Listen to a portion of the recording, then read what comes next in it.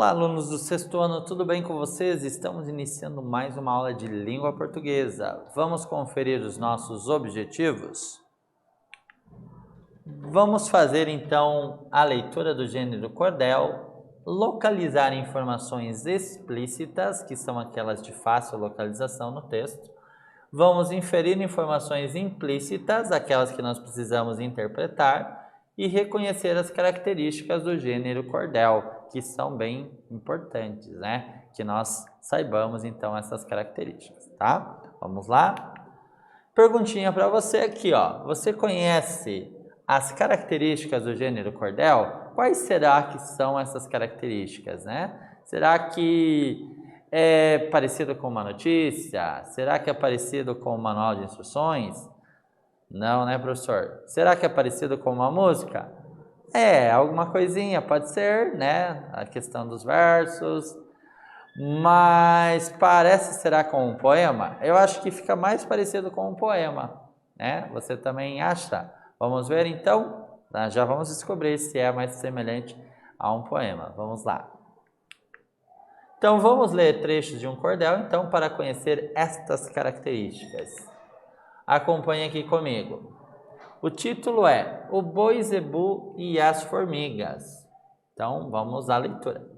Um boi zebu, certa vez, molhadinho de suor, querem saber o que ele fez?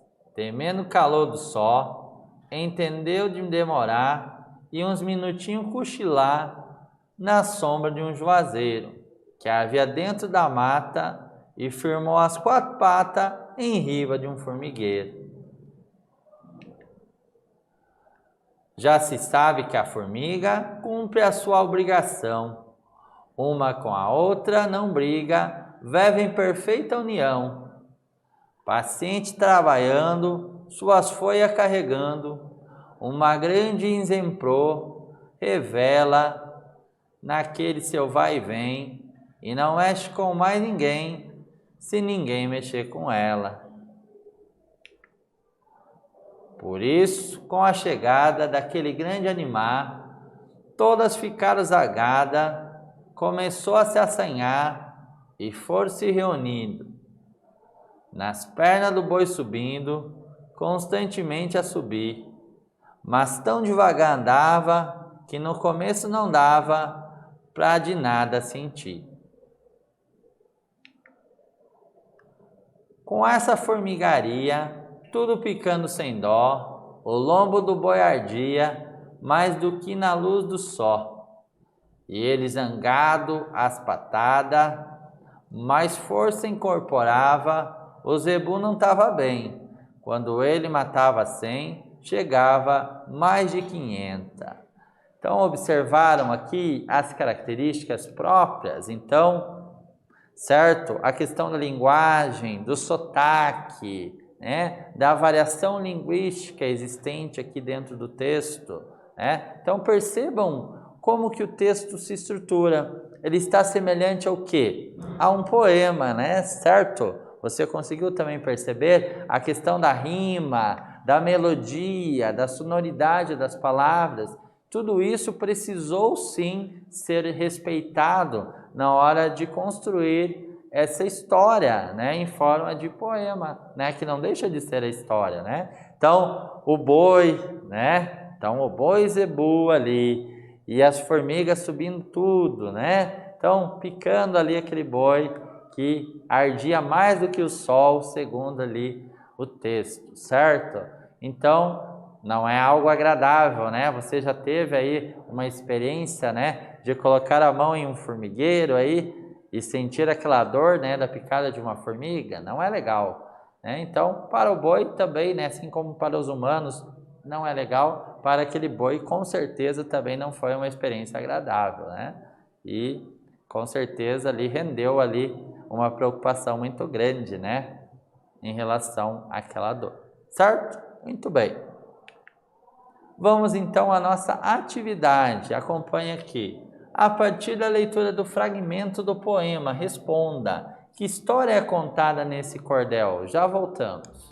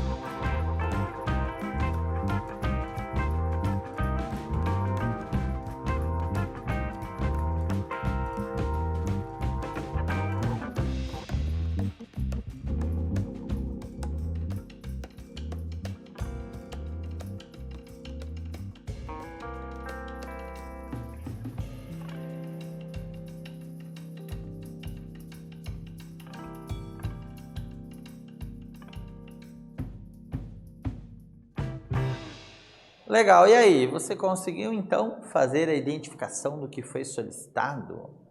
Não lembrou? Ah, mas você não prestou atenção então. Vamos ver então como ficou.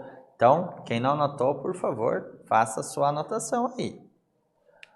Olha lá, então aqui nós temos a história de um boi que foi se refrescar à sombra de um juazeiro e pisou num formigueiro, que foi uma experiência muito ruim, né? Então, pisar num formigueiro não foi uma boa ideia. Claro que às vezes por descuido acabamos fazendo isso, né? E quando a gente vê, já tem as formiguinhas subindo pelas pernas ali, ou pelas mãos, né? Dependendo se nós encostamos a mão também ali. E começa ali aquela ardência, né? Temos que tentar nos livrar então dessas formigas. Para um boi, isso não é fácil como para nós humanos, né? Então, para o boi ali, ele com certeza ali passou um momento muito ruim, muito difícil, né? Ele não tem mãos como nós humanos temos, né? E nem mesmo raciocínio para poder se livrar ali facilmente daquelas formigas, certo? Muito bem, então vamos adiante. Autor, então, vamos falar sobre esse autor aqui chamado Patativa do Assaré. Vocês já ouviram falar nele? Ainda não? Vamos então conhecê-lo melhor. Observe lá então quem foi ele. Foi um poeta popular, compositor, cantor e repentista brasileiro. Retratava a vida sofrida e árida do sertão, usando uma linguagem que representava o modo de falar desse povo. Seus livros foram traduzidos em vários idiomas e têm sido tema de estudos em várias universidades brasileiras e também internacionais. Olha que interessante, que bacana, né? Então, falar sobre aquele povo, né? Principalmente ali do povo nordestino, né? Especificamente sobre o orgulho de pertencer àquele povo, àquela população, com aquela cultura, com aquele empenho, né? Um povo batalhador, né? Que vai à luta em busca, né? De melhores condições de vida, né? No sertão ali onde não tem muita água, né? Onde faltam algumas coisas básicas ali, né? Até mesmo, né? Não chegam ali coisas básicas como a água encanada, às vezes, e não tem mesmo, né? Há uma seca muito grande no sertão, né? Claro, algumas regiões tem ali, né, outros meios, né, de obtenção de água, né, por exemplo, através de poços artesianos ali, enfim, mas não vem da forma, né, como nós temos comum, né, através de rios, né, muita água abundante, como na maioria das regiões do Brasil, certo? Beleza? Então vamos adiante. Que características que nós possuímos então dentro de um cordel? Você lembra? Vamos descobrir então juntos um pouquinho mais sobre essas características? Primeiramente, vamos lembrar então do formato, né, deste texto. O formato, então, ele é parecido ou semelhante ao de um poema. Então, conserva ali a característica das rimas, né, do ritmo que precisa ser mantido, né, ao ser lido ou declamado, certo? Que mais? Nós temos aqui a presença dos regionalismos também, né? Essas expressões regionais aí do Nordeste, né? Então, é muito marcante, então, dentro aqui dos cordéis. Vamos observar melhor, então, essas características? Acompanhe lá. Então, como um poema, ele também é organizado em versos, certo? Então, cada linha representa um verso. A linguagem é coloquial, mais informal, então, né, nós podemos observar então a informalidade presente, né, de uma forma maior do que a formalidade mesmo, né? Presença de rimas, métrica e oralidade, como eu já falei, que são próprios, né? Essa questão das rimas são próprios dos poemas, que é também muito semelhante, então, ao gênero que nós estamos trabalhando do cordel. A métrica, né? Então, tudo é muito bem marcado, bem organizado, para que aquele texto saia, né, com a característica de um cordel, certo? E a oralidade também, né? Porque o texto ele surge da oralidade, então da espontaneidade também dos seus autores. E depois ele é registrado ali também na forma escrita, né? E vai lá ser exposto ali em formas de livretos, exposto ali nos barbantes, né? Nas praças, nas feiras e ali é vendido, né? Muitas vezes pelo próprio autor ali daquele texto, certo?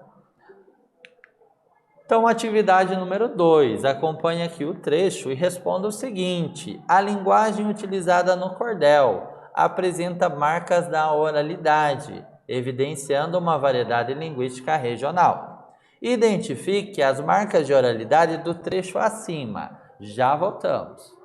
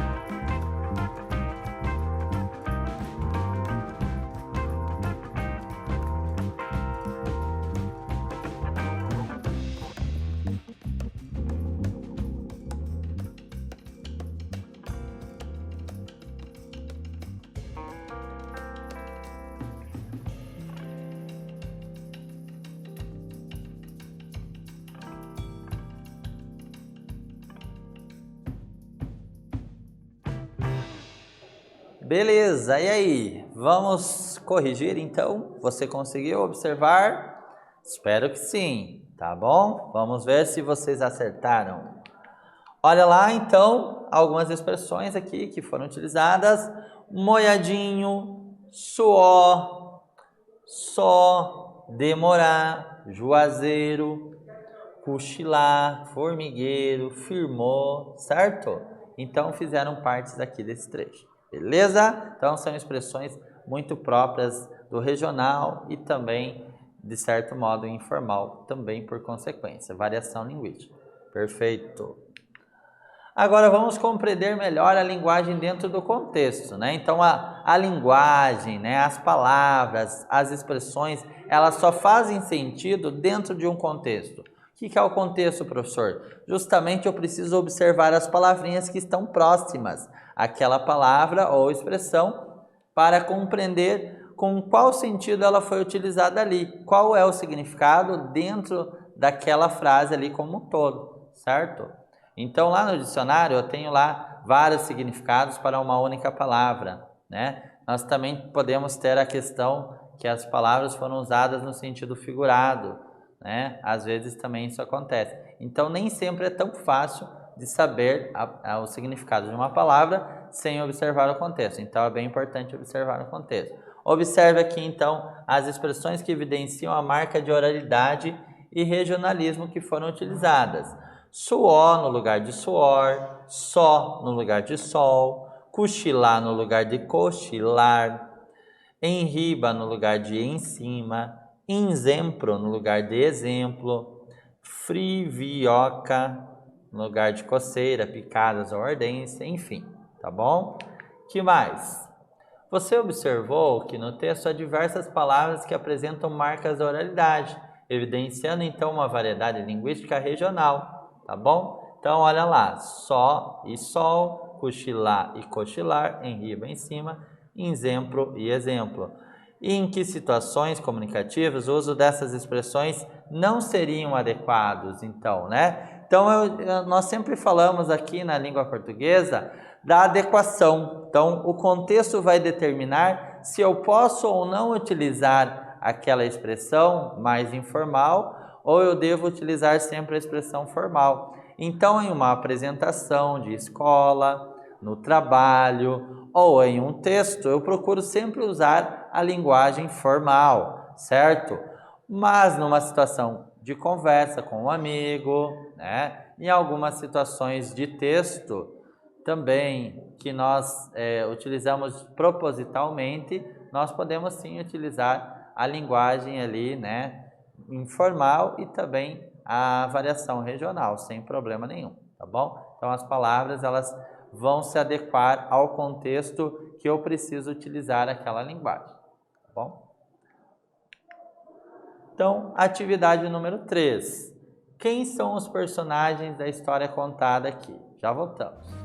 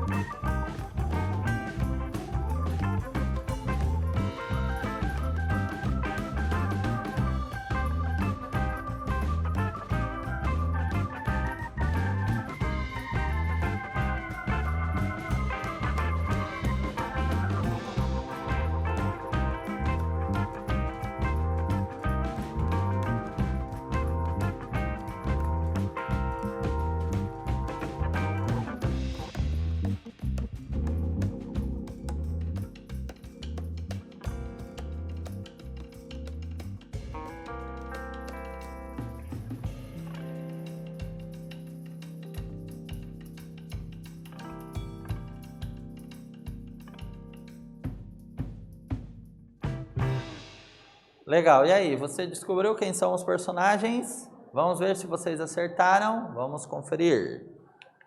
Olha lá, então o personagem aqui são poucos, né? Bem facinho de identificar. Foi o boi zebu e também as centenas de formigas que fizeram parte ali, né? Dessa situação desagradável que o boi enfrentou, beleza? Agora, atividade de número 4. Acompanhe o trecho na tela e responda o seguinte. Esse poema narra uma história. Copie os versos, né? Ou o verso que apresenta o início do conflito vivido pelos personagens o boi zebu e as formigas. Já voltamos.